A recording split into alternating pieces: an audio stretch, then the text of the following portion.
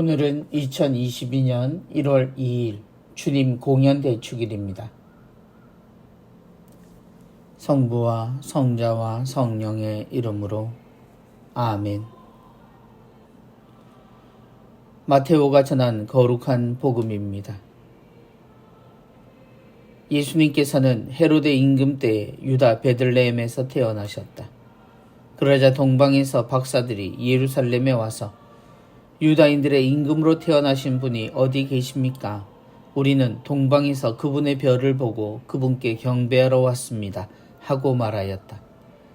이 말을 듣고 헤로데 임금을 비롯하여 온 예루살렘이 깜짝 놀랐다. 헤로데는 백성의 수석 사제들과 율법 학자들을 모두 모아놓고 메시아가 태어날 곳이 어디인지 물어보았다. 그들이 헤로데에게 말하였다. 유다 베들레헴입니다.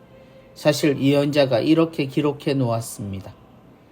유다 땅 베들레헴아, 너는 유다의 주요 고을 가운데 결코 가장 작은 고을이 아니다.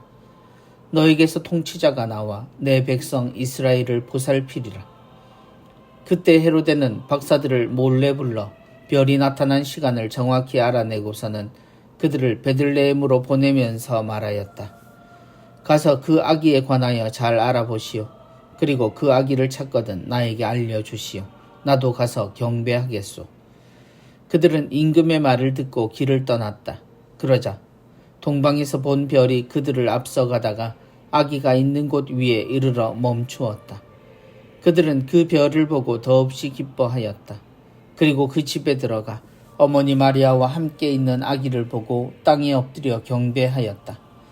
또 보물 상자를 열고 아기에게 황금과 유향과 모략을 예물로 드렸다. 그들은 꿈에 헤로데에게 돌아가지 말라는 지시를 받고 다른 길로 자기 고장에 돌아갔다. 주님의 말씀입니다. 그리스도님 찬미합니다. 유다인들의 임금으로 태어나신 분이 어디 계십니까? 베들레헴 어느 마구간에서 시작된 구원의 사건이 이스라엘에 공식화된 사건은 동방에서 찾아온 3명의 박사들이 등장하면서부터입니다. 어느 곳에서 누가 태어났는지 문제가 될 일이 없었던 탄생은 동방 박사로부터 의미 부여가 처음 됩니다. 그냥 들에 피어있는 꽃인 양 했던 한 생명이 이방인들 중 권위를 가진 이들이 유다인들의 임금이라는 표현을 하게 됨으로써 사건이 되어버린 것입니다.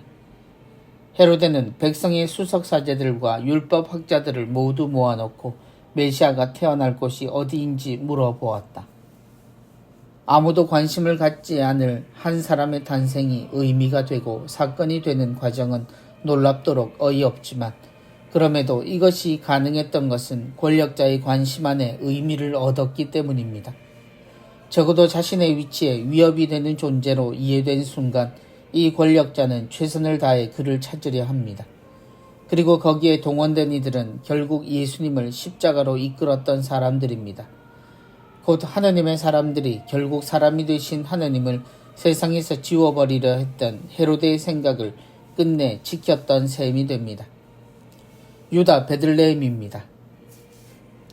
동방 박사들의 질문으로 유다의 작은 고을 베들레헴이 되살아납니다.